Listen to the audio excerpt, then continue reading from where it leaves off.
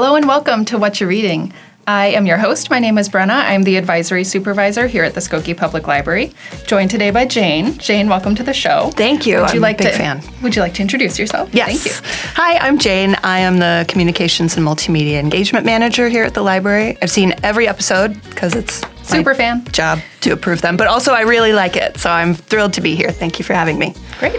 So today, as always, we're going to tell you about 3 books each. We'll tell you what we have read, what we're reading now, and what we're reading next. Jane, would you like to get us started with the book that you have read? Love to. A book that I have recently read is Rebel Girl by Kathleen Hanna.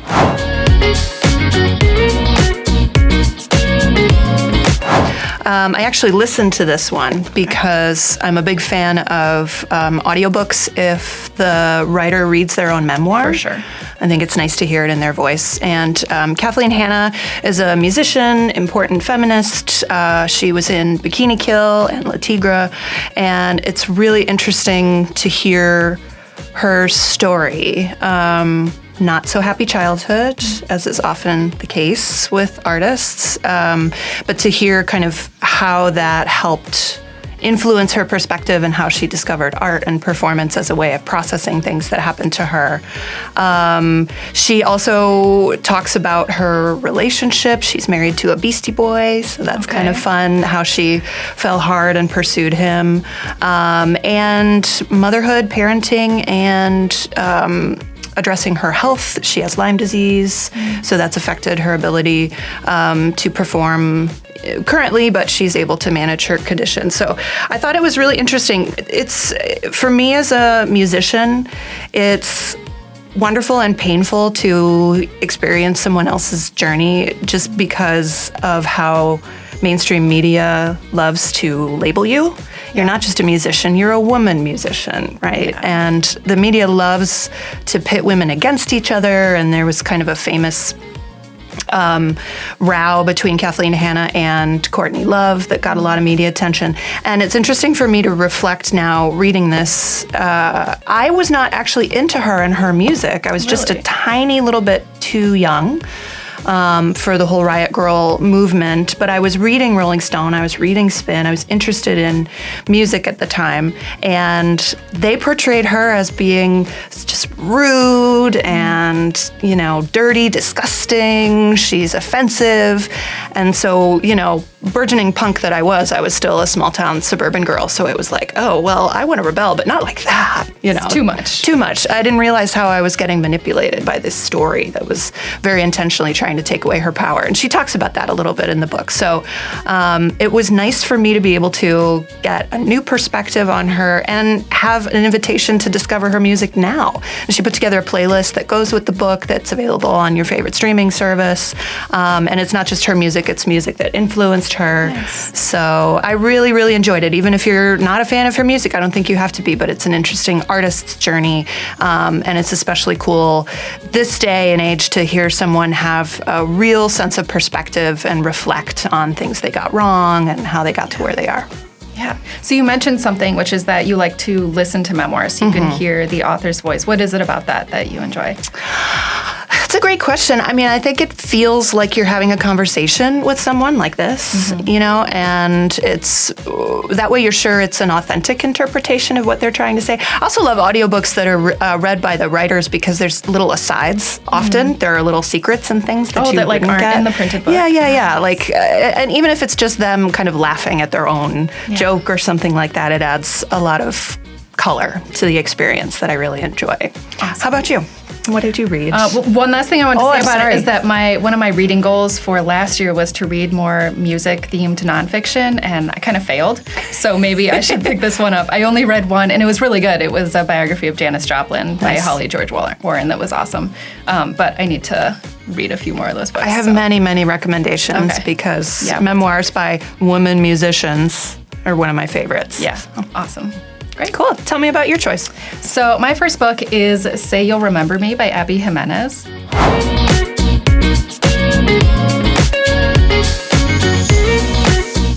And I am a super fan. I read a lot of romance. She's probably my favorite romance author.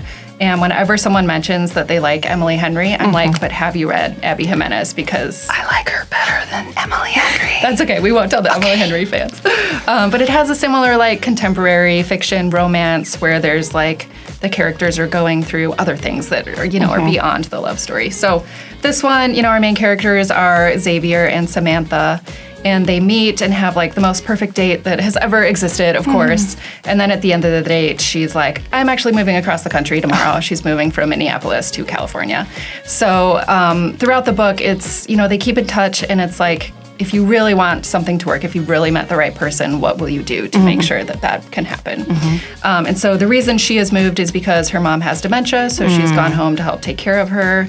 And then Xavier has just opened his first veterinary practice, and he's working a ton, and then also has a difficult relationship with his parents because his childhood wasn't so great. So they have these things that they're going through and working through that like play into the story and, whether they're going to be able to make it work. But it's a romance, so I think we know how it's going to go.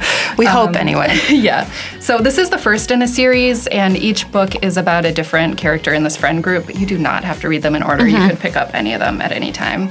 I think it's a good summer read. It's got a fun summery cover for sure. Yeah, I like that. Kind of reminds me of Navy Pier a little bit. Yeah, it kind of does. I think it's supposed to be Santa Monica. Okay. Yeah. Nice. I haven't read that one, but I have read several of her other ones. And like I said, I like them better than Emily Henry for the same reason that you mentioned that it's not just the romance. There's some meat to it. I also feel like she does a really, really good job of addressing health issues. I feel like every book, you mentioned dementia is something that a character is managing in their family. I think Just for the Summer had a really good portrayal of complicated PTSD rather, and just what it's like to be a human with emotions and be affected by the world around you in a realistic way. Yeah, for sure. But then it also has a lot of feel good, warm and fuzzy kind of stuff that comes along with romance too. So you've got a balance. Yeah, nice. Yep. Yeah, I'll have to check that out. Great. So what are you reading now?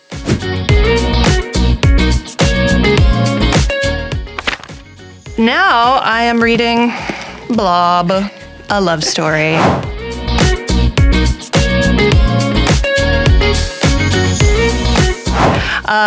This is, I guess, what you would call magical realism, although it's a minor element of it.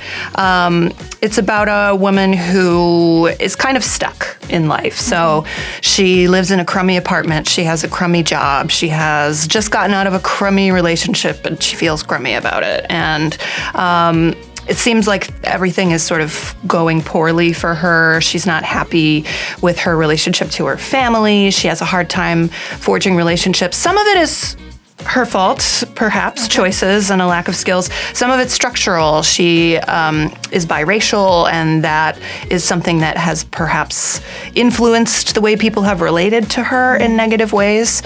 So she's going nowhere, and one night behind a bar, she finds a blob. A blob. A blob.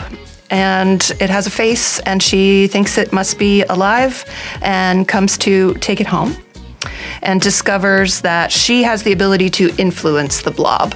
So through what's on TV and how she speaks to it, the blob starts to sort of evolve and take shape.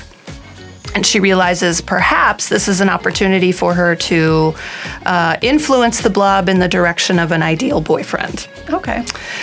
So it's kind of weird. It's a very different kind of romance than the one that I just described. Very much. I'm not even sure it's a romance because it's more about her. Like, she's in the center of all the choices that she's making. I do have concerns about the blob's, she names it Bob the Blob. Sure. I do have concerns about Bob's ability to consent to what's happening as he's becoming more humanoid and we experience that he is in fact sentient. Weirdly, there are parallels to parenting. I have a young child, and it's like you have this vision of what you want something to be, and you do various things to influence in that direction, but that may or may not be how things result, and they will let you know if they are in agreement with who you think they should be. So it's interesting. It's a debut novel, Maggie Su. I'm excited to read more things from her. I don't know how this is going to turn out. I'm a little bit nervous. I also don't know if I like the main character, which is interesting. Like, I'm rooting for her, but I'm rooting for her to sort of be different than who she is. I don't always need to like the main character. I know some people feel very strongly that they need someone to root for. I don't always need that. But. Yeah, I don't think I do either, but then you get to the end of the book and you're like, well, what have we learned? Yeah. I think this is really interesting. It's not like anything else that I've read, and I like things that are just a little bit surreal, maybe more than a little bit surreal. The weird, I welcome the weird. So yeah, it sounds delightfully weird. That is Blob. How about you? What are you reading now? I am reading The Favorites by Lynne Fargo. Which I just am describing as the most fun and entertaining book that I have read in a really long time. And so as we're filming now, the Winter Olympics just wrapped up, so it's really good timing for this book too, because it's about Olympic level figure skaters. Oh, nice. So it starts when they're like childhood sweethearts. By the time they're preteens, they've decided they want to like pursue figure skating as their life goal, and they're practicing together. And this sport is very difficult to break into if you don't have a lot of money, and they don't. So they're working just really, really hard to get what they want, and eventually are accepted into a training program where they get a coach and they meet all the very fierce competition that's out there in the figure skating world. And they're on track to go to the Olympics. And we know all along that something happens at the Olympics. Like, it doesn't go well, but we don't know what it's going to be. So it's like building up this tension of what's going to happen. And I've been describing it as Daisy Jones and the Six, but for figure skating instead of for music, because the chapters are set up. So Katerina is the main character, so you get her perspective. But then at the end of each chapter, it's almost like documentary style, where you hear from her coach or a reporter or a friend, and they're like, oh no, that's not really what happened. Here's what really happened. So you're like piecing together different perspectives of like what's going to happen here. And I wouldn't describe it as a romance. Like, the two main characters are in a relationship for a really long time, but it's super toxic, and that's part of their appeal to the public. Like, they're super famous because they have this like crazy chemistry, but it's not like necessarily the healthiest relationship. Yeah, we love a scandal. You're also like, what's going to happen with them? Are they going to end up together? You know. But it's such a page turner. It goes really fast. It's so much fun. And Lynne Fargo is also a local Chicago author, which we love. So yeah, for sure. Yeah. So that's The Favorites. Do you feel like not knowing the big thing that happens is distracting? Sometimes I get held up on trying to figure it out, unless it's like revealed in a reasonable amount of time. I just get into it. It makes me like, I'm excited. I'm like, what's going to happen? What is this thing? And then, you're making guesses. I didn't like guess what it was going to be. Okay. Because there's some twists along the way. Yeah. But I just think it makes it more fun. Cool. My brain immediately goes to Nancy Kerrigan and Tanya Harding, but I won't assume. That sounds really fun. Yeah, and I'm not even a big figure skating person, and I loved it. So it's not a requirement to enjoy this book either. Cool. So, sounds good. Yeah. Tell me what you're reading next. Well, next up, I plan to read How to Be Well.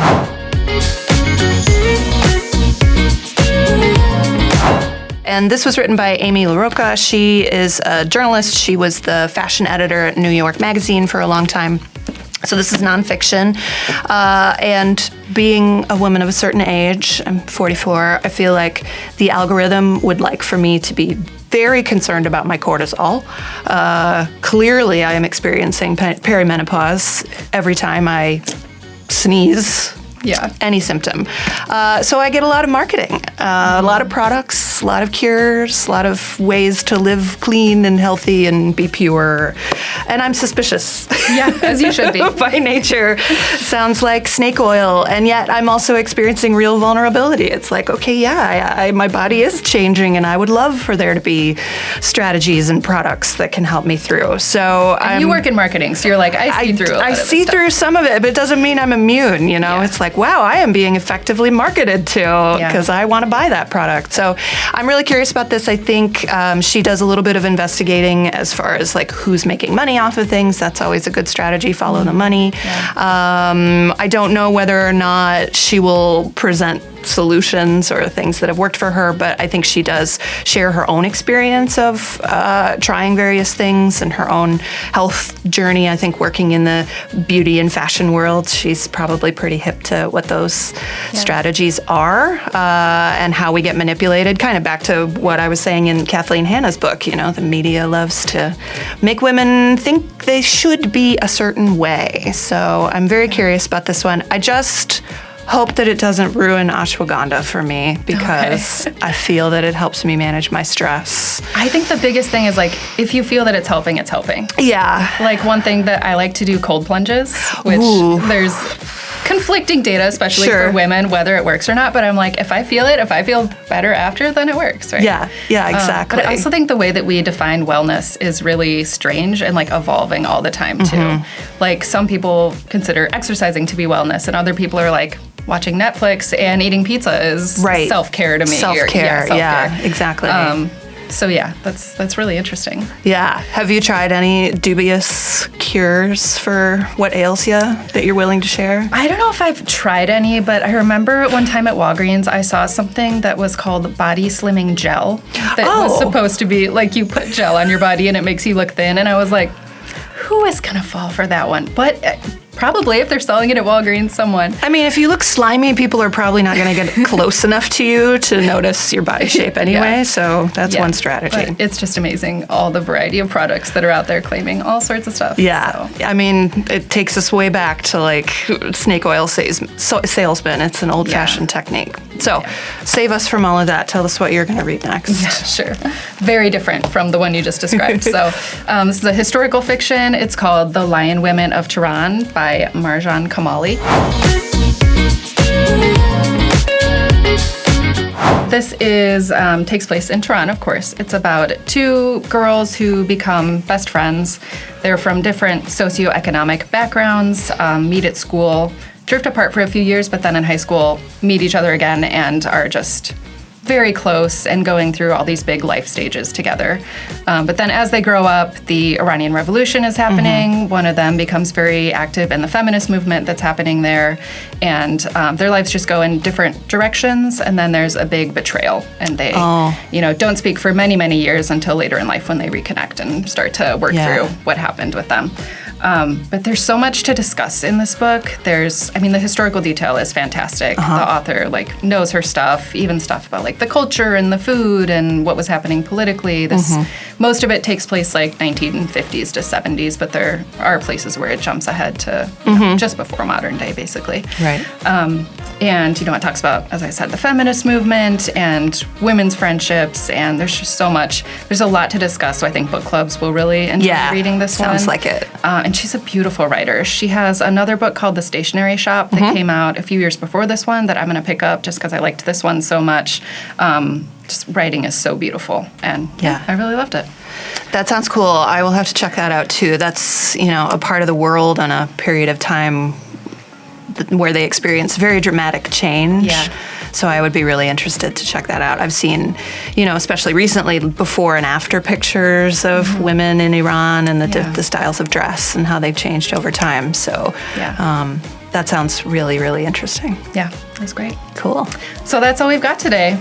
Thank you so much for joining me today, Jane. My pleasure. Every book that we talked about will be linked in our show notes. We'd love to hear from you if you read any of them, what you think about it. Remember to like and subscribe, and we'll see you next time. Thank you. Bye.